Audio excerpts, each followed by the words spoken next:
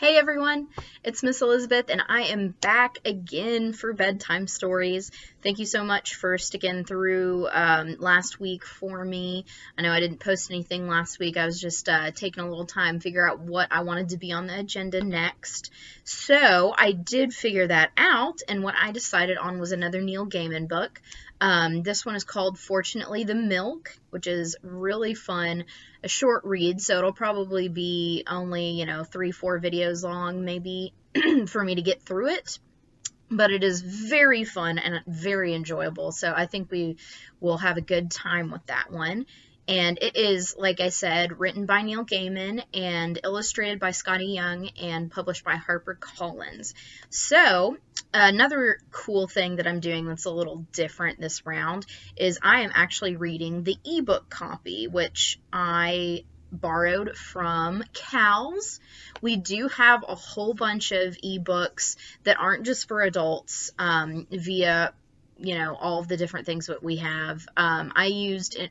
For me, I used Libby and downloaded it onto my Kindle Paperwhite, which I have to show off my cute case that I have for it. Got a little girl looking for books on the front and a boy reading on the back. I just love it. Anyways, nerdy stuff. But yeah, so I'm going to be reading the ebook copy from my Kindle, and hopefully we will all have a really good time with this. I already read through it. Really good story, so I'm sure you guys will like it too. All right, so let me get us going here, and this begins, Fortunately, The Milk by Neil Gaiman. There was only orange juice in the fridge. Nothing else that you could put on cereal unless you think that ketchup or mayonnaise or pickle juice would be nice on your Tostios, which I do not, and neither did my little sister, although she has eaten some pretty weird things in her day, like mushrooms and chocolate. No milk, said my sister. Nope, I said, looking behind the jam in the fridge just in case. None at all.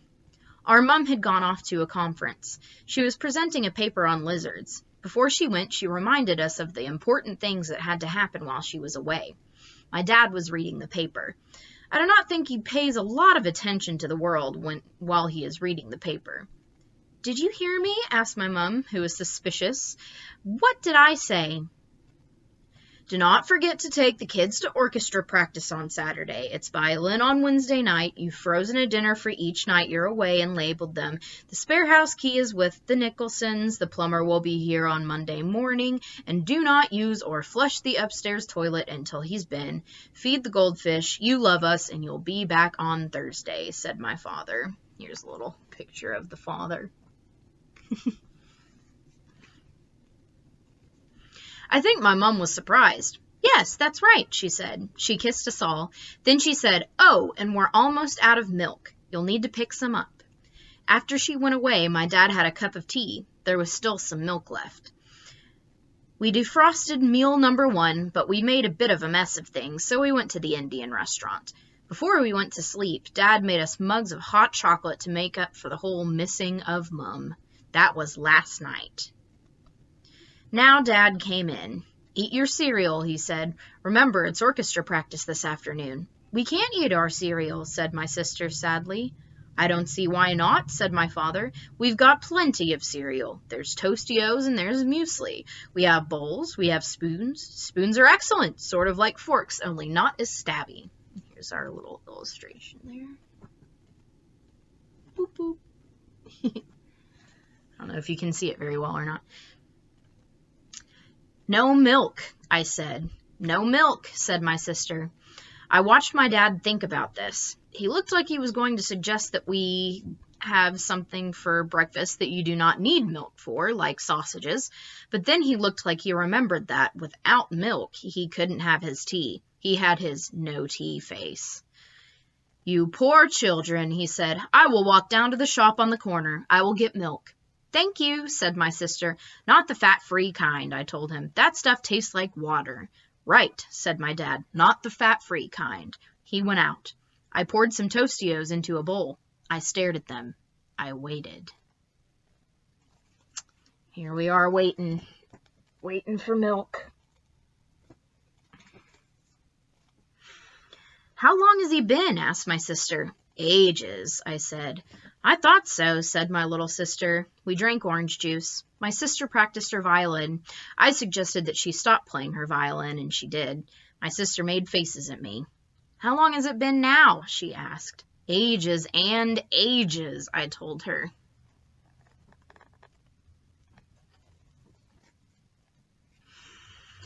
What happens if he never comes back? She asked. I suppose we eat the pickles, I said. You can't eat pickles for breakfast, said my sister, and I don't like pickles at any time. What if something awful has happened to him? Mum would blame us. I expect he just ran into one of his friends at the corner shop, I said, and they got talking and he lost track of time. I ate a dry Toastio as an experiment. It was sort of okay, but not as good as in milk. There was a thump and a bang at the front door, and my father came in. Where have you been all this time? Asked my sister. Ah, said my father. Yes. Well, funny you should ask me that. You ran into someone you knew, I said, and you lost track of time. I bought the milk, said my father.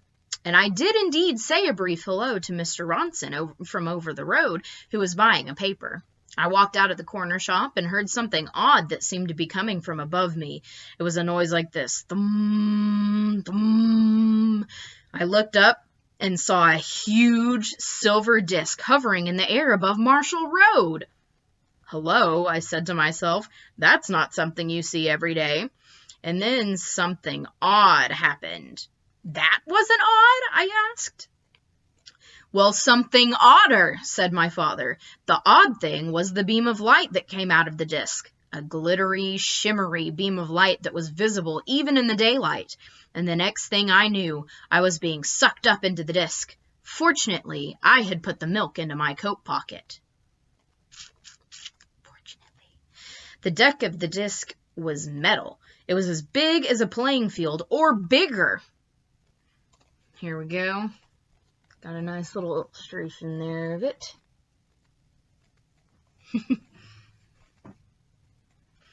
We have come to your planet from a world very far away, said the people on the disc. I call them people, but they were a bit green and rather globby, and they looked very grumpy indeed.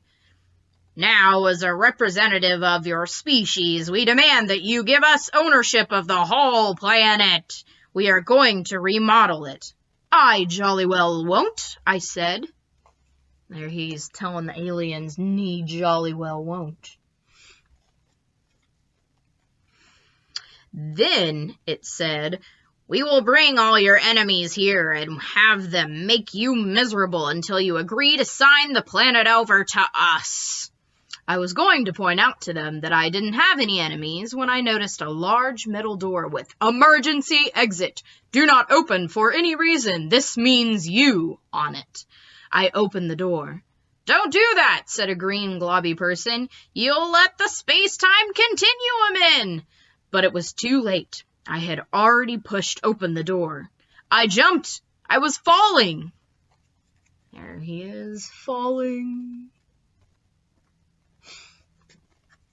Fortunately, I had kept tight hold of the milk, so when I splashed into the sea, I didn't lose it. "What was that?" said a woman's voice. "A big fish? A mermaid? Or was it a spy?" I wanted to say that I wasn't any of those things, but my mouth was full of seawater. I felt myself being hauled up onto the deck of a little ship. There were a number of men and a woman on the deck, and they all looked very cross. "Who be ye, landlubber?" said the woman, who had a big hat on her head and a parrot on her shoulder. "He's a spy, a walrus in a coat, a new kind of mermaid with legs," said the men. "What are you doing here?" asked the woman. "Well," I said, "I just set out to the corner shop for some milk for my children's breakfast and for my tea, and the next thing I knew—" "He's lying, your majesty." She pulled out her cutlass. "You dare to lie to the Queen of the Pirates?" Fortunately, I had kept tight hold of the milk, and now I pointed to it. If I did not go to the corner shop to fetch the milk, I asked them, then where did this milk come from? At this, the pirates were completely speechless. "Now," I said, "if you could let me off somewhere near to my destination, I would be much obliged to you." Here's the Pirate Queen. Look at that. "And where would that happen to be?" said the Queen of the Pirates. "On the corner of Marshall Road and Fletcher Lane," I said. "My children are waiting there for their breakfast." "You're on a pirate ship now, my fine bucko," said the Pirate Queen, "and you don't get dropped off anywhere. There are only two choices. You can join my pirate crew or refuse to join, and we will slit your cowardly throat, and you will go to the bottom of the sea where you will feed the fishes."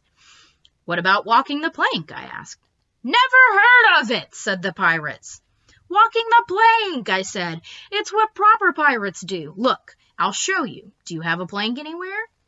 It took some looking, but we found a plank, and I showed the pirates where to put it. We discussed nailing it down, but the Pirate Queen decided it was safer just to have the two fattest pirates sit on the end of it. "Why exactly do you want to walk the plank?" asked the Pirate Queen. I edged out onto the plank. The blue Caribbean water splashed gently beneath me. "Well," I said, "I've seen lots of stories with pirates in them, and it seems to me that if I'm going to be rescued—" At this, the pirates started to laugh so hard their stomachs wobbled, and the parrot took off into the air in amazement. "Rescue?" they said. "There's no rescue out here. We're in the middle of the sea." "Nevertheless," I told them, "if you are going to be rescued, it will always be while walking the plank." "Which we don't do," said the Pirate Queen. "Here, have a Spanish doubloon and come and join us in our piratical adventures. It's the 18th century," she added, "and there's always room for a bright, enthusiastic pirate." I caught the doubloon. "I almost wish that I could," I told her, "but I have children, and they need their breakfast." "Then you must die! Walk the plank!" I edged out to the end of the plank. Sharks were circling. So were piranhas. And this was where I interrupted my dad for the first time. "Hang on," I said. "Piranhas are a freshwater fish. What were they doing in the sea?" Here's a picture of the milk. "You're right," said my father. "The piranhas were later." "Right. So, here's some fun illustration of me and the kids. I was out at the end of the plank, facing certain death, when a rope ladder hit my shoulder and a deep, booming voice shouted, "Quickly, climb up the rope ladder!" I needed no more encouragement than this, and I grabbed the rope ladder with both hands. Fortunately, the milk was pushed deep into the pocket of my coat. And I believe that is a good place to stop for our first video. I do love how this story is punctuated with the saying, "Fortunately, the milk," which is the title of the book. I like silly call-out things like that. But I do hope you guys are enjoying this so far. I know I am. Pirates are awesome, so who doesn't like a good pirate story? But I can sure tell you it's just about to get better. Pirates and aliens already? What else can happen? All right, so I will see you guys tomorrow where we will keep reading Fortunately the Milk. And I hope to see you guys then, and thank you for joining me. Good night. Bye.